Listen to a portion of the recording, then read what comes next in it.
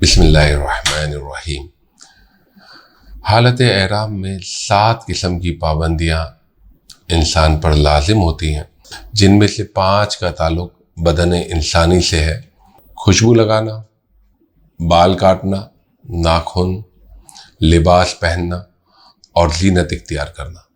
تو یہ 5 ان کا تعلق بدن انسانی سے ہے، اور 1 کا تعلق شکار سے ہے، شکار اور اس کے متعلقات سے، اور 1 کا تعلق زوجہ کے ساتھ قربت اور شہوت کے معاملات۔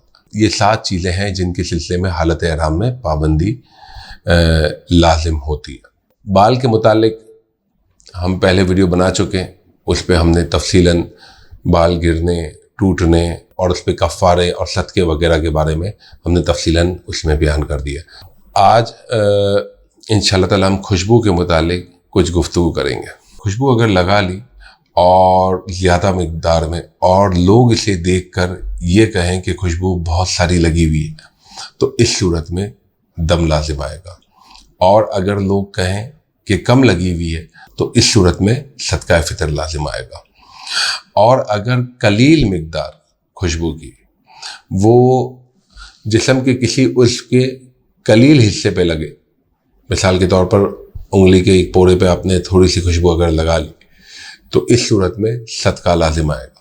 اور اگر تھوڑی خوشبو پورے اس پر لگ جائے، یعنی پورے ہاتھ پر اگر لگ جائے، تو اس صورت میں دم لازم آ جائے گا۔ تھوڑی خوشبو اگر مکمل اس پہ لگی تو پھر دم لازم آ جائے گا۔ اسی طرح اگر کوئی شخص حجرہ اسود کو بوسہ دیتا ہے، حجرہ اسود پہ بہت زیادہ خوشبو لگی ہوتی ہے، اسی طرح خانہ کعبہ کے غلاف پہ بھی بہت زیادہ خوشبو لگی ہوئی ہوتی ہے، تو اگر کوئی بوسہ دیتا ہے اور وہ خوشبو اس کے ہونٹ پہ لگ جاتی ہے اور اس پورے ہونٹ کو گھیر لیتی ہے یا اکثر حصے کو گھیر لیتی ہے، تو اس صورت میں دم لازم ہوگا، کیونکہ یہ ہونٹ پورا ایک عضو ہے۔ اور اگر اس سے کم پہ لگتی ہے تو پھر صدقہ لازم ہوگا۔ لیکن اگر ہونٹ کے کم حصے پہ لگتی ہے اور کثیر خوشبو لگ جاتی ہے تو پھر اس صورت میں بھی دم لازم ہوگا۔ تو خوشبو اگر زیادہ ہے اور قلیل حصے پہ لگ رہی ہے تو پھر اس صورت میں بھی دم لازم ہوگا۔ تو اس چیز میں احتیاط کریں۔ دوران طواف اگر آپ احرام کی حالت میں ہیں تو پھر حجرہ اسود کو دور سے استلام کر لیں اور اس کو قریب نہ جائیں۔ ہاں، اگر آپ ویسے ہی اگر طواف کر رہے ہیں اور اگر مطاف میں اس وقت جانے کی اجازت ہو بغیر احرام کے، تو پھر آپ جا کر بالکل خوشبو، اگرچہ خوشبو لگی ہوئی ہو، آپ بوسہ لیں۔ آپ خانہ کعبہ کے پاس جانا چاہتے ہیں تو بالکل خانہ کعبہ کو آپ ہاتھ لگائیں، تو اس میں کوئی شرن مذائقہ نہیں ہے، لیکن حالت احرام میں احتیاط کرنا بہت ضروری ہے۔ اچھا، یہاں پہ ایک اور بات بھی ذہن میں رکھے، خوشبو استعمال کرنے میں قصد یعنی ارادے کا ہونا یا نہ ہونا یہ دونوں برابر ہے۔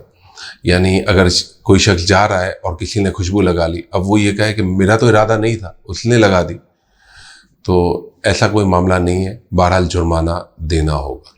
اسی طرح مرد اور عورت کا ایک ہی حکم ہے، مجبوری سے کوئی اگر لگا دے، مجبوری کی وجہ سے اگر لگانی پڑ جائے خوشبو، تو اس صورت میں بھی صدقہ وغیرہ لازم آ سکتا ہے۔ اچھا، خوشبو کے معاملے میں کھانے پینے میں بھی احتیاط کی ضرورت ہے۔ کسی نے کچی الائچی اگر کھائی تو وہ منہ کے اکثر حصے میں یا پورے حصے میں اگر اسی خوشبو پھیل جاتی ہے تو پھر اس صورت میں دم لازم ہوگا۔ اور کھائی اور فوراً نکال دی، یعنی قلیل حصے پہ اسی خوشبو لگی، تو اس صورت میں صدقہ لازم ہوگا۔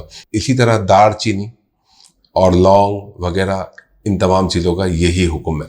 لیکن اگر یہ تمام چیزیں اگر کھانے میں ملی ہوئی ہیں اور پکی ہوئی ہیں، جیسے کہ قورمے میں الائچی ہوتی ہے، لونگ، دار چینی وغیرہ کھانے کے اندر پکی ہوئی ہو، تو پھر کھانے میں کوئی حرج نہیں ہے، کیونکہ جب پکا لیا جاتا ہے تو وہ خوشبو فنا ہو جاتی ہے۔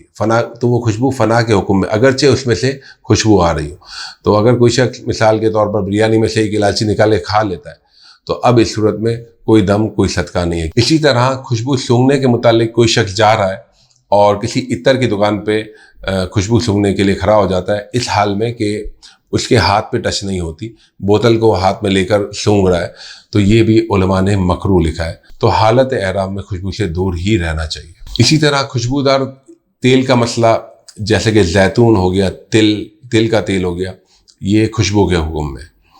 تو ان کا استعمال بالکل نہ کریں، اگرچہ ان میں خوشبو نہ آ رہی ہو۔ کھوپرے کا تیل اگر آپ استعمال کرنا چاہیں تو بالکل کر سکتے ہیں، اس میں کوئی حرج نہیں۔